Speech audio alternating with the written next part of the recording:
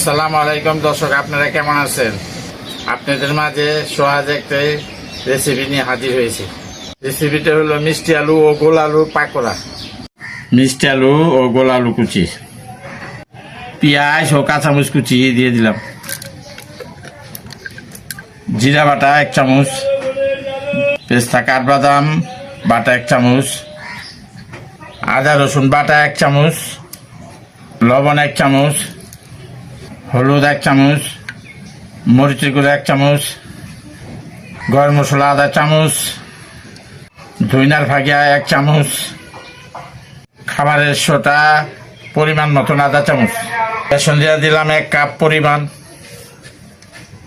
পোলাও চালের গুঁড়া পরিমাণ মতন,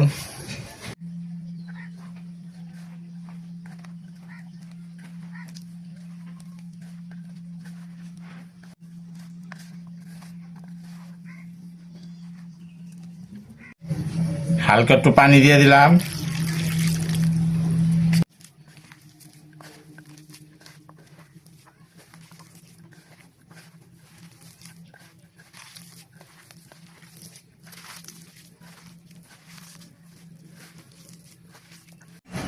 পাকোড়া গেলে এখন ডুবা তেলে ভেজে দিতে হবে।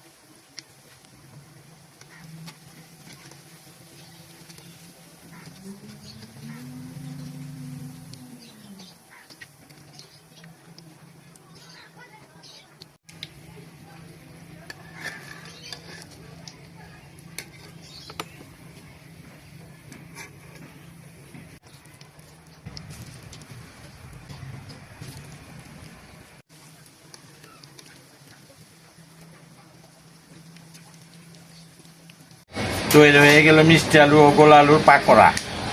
ভিডিওটি ভালো লাগলে লাইক কমেন্ট শেয়ার করে যাবেন। আসসালামু আলাইকুম।